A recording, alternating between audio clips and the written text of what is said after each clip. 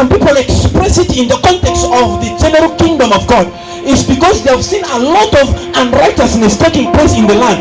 Maybe they have seen a lot of things that does not give glory to God. Oh, thank you so much, choir. You can take your seats. Thank you. Maybe they have not seen something that is of God in the land. Maybe they have not seen something that glorifies God. They have seen a lot of immorality. They have seen a lot of hatred, a lot of backbiting, people speaking against each other, people talking against each other. You find a friend having a grudge with a friend, so when they meet, they pretend that they are happy among themselves, but when they are in the secret, they are not happy at all. Some of these things, those people who are called into the ministry of intercession and the prayer, they see these things. Now they go into the presence, they go into the altar, they begin to plead unto God. Now this missing of the things of God, which is supposed to be love, oh my goodness, in the things of God, if God is supposed to be evident in a church, if God is supposed to be evident in a school, if God is supposed to be evident in a ministry, you see the love of God flow, you see the goodness of God flow, you see the grace of God move upon people. You find people loving themselves as though they are brothers. But now in an institution, in a church, or maybe in a ministry, or maybe in a setting, in a Christian organization, whereby you see a hatred, whereby you see a brother hating another one, wherever you see things rising upon people, it means that the presence of God has not been there.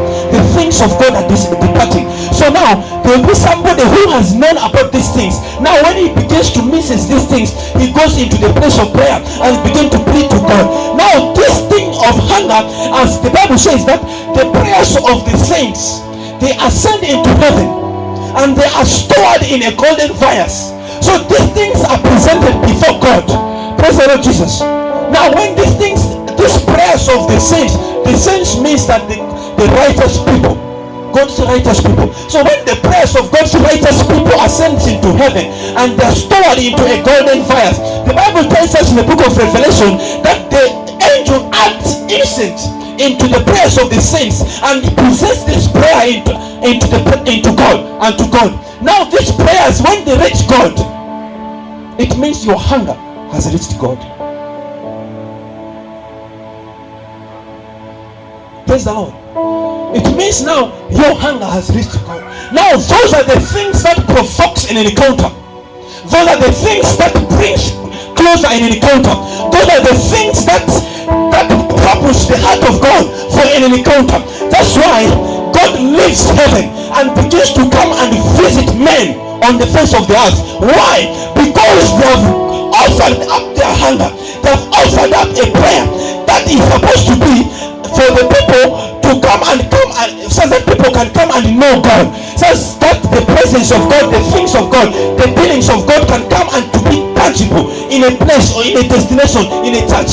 Let me tell you something. People are talking about revival. Praise the Lord. When people talk about revival, it doesn't mean that people have never been experiencing God before. It means that revival means this. Revival means that people have been experiencing God before, but now they lost that experience. But now they want a revisitation of that former experience to come back into existence, so that they can continue experiencing God like never before. That is hunger, and that hunger cannot come to pass except the people of prayer go into the altar of God and they begin to plead God. They begin to send out their prayers into that golden fires. So when the angel of incense picks that prayer and puts the incense and brings it before God, those are the things that can provoke the Lord's visitation. So for a land to be visited by God, there must be people of prayer. So there must be people of prayer. The Bible says Anna and what? And Simeon, they were praying in the altar. God has promised them that they will Prophet Simeon may not die until he sees the Messiah. These days kept troubling God in the altar until God has to come, until they saw God like this face to face. When they saw Jesus, he said, no, I think I'm ready to depart now. I think I'm ready to depart. You see, revival does not just come anyhow. One of the things that delays the Lord's visitation is prayerlessness. One of the things that delays the Lord's visitation is carelessness. Just taking things into granted. Taking things for granted.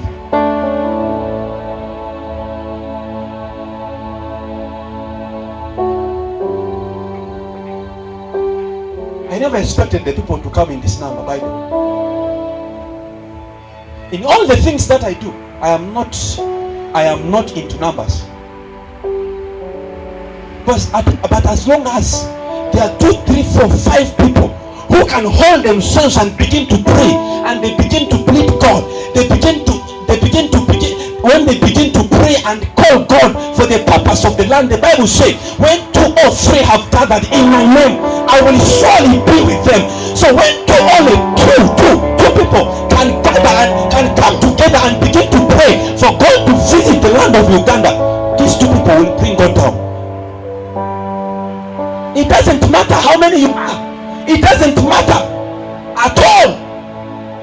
But when 2 or 3 have gathered in the name of the Lord, when they begin to plead God, because they have carried a hunger in their heart, they are hungering for something that they needed to see in the body of Christ. They are hungering for a unity. They wanted the Pentecostal and the Protestants to come together and they begin to have a fellowship.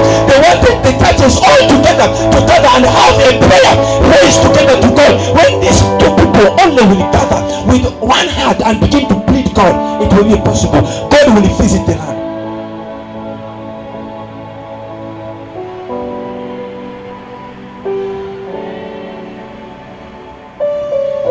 I am here to tell you something, that these are the days of the Lord's visitation. So therefore, take your place, take your stand, take your mandate, take on your apron, dress on like an army, begin to pray, begin to plead God, begin to ask God about the things of this land, about the things that God is calling this land for. You see, unrighteousness is on the land. You go to every places, there are a lot of things that are happening. People, oh my goodness, even into churches, even into places that we go, we call them as holy places. People have stopped sinning by doing. They have started sinning by only thinking. Praise the Lord Jesus. Many people don't sin because they have done it, but they sin because they have thought it. Praise the Lord Jesus. Jesus began teaching his disciples one of these days. He said to his disciples that don't think that I've come to bring peace. In the times of the Old Testament, what does the law of Moses say? The law of Moses says that do not kill. But I've come to say that it's not only about killing, but if you have a bad heart with your brother, it is the same as if you have killed him. Praise the Lord Jesus. Then he also taught them and told them it is not about fornication, it is not about adultery, but if you have lustful eyes against one another, it is equivalent to what? To fornication. So people have decided now not to sin by acting, but now in their conscience, in their thoughts, they are becoming now so sinful that they camouflage when they come into the presence of the children of God, that they are among the people who are called, but rather in their mind and in their thoughts they are having a lot of things that are not bringing the glory of God down. Praise the Lord Jesus. I don't have to say that people are praying. People are praying, but now the problem is you can't offer an offering, you can't offer a prayer unto God when you are continuing with sin.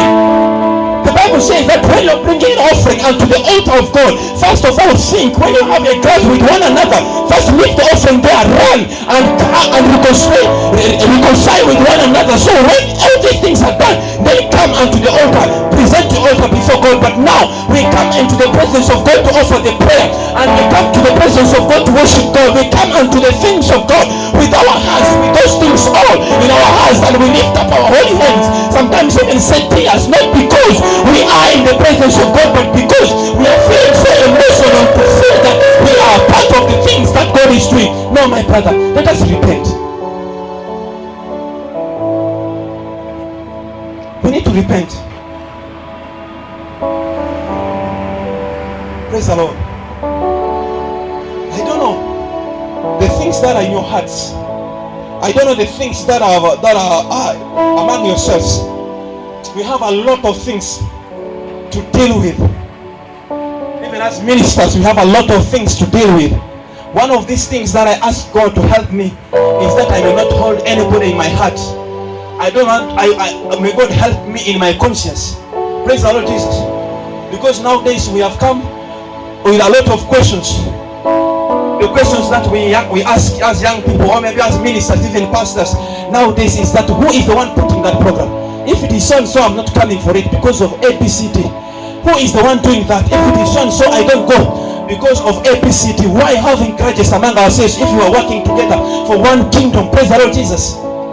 This time is not about my church. This time is not about my ministry. This time is not about my organization.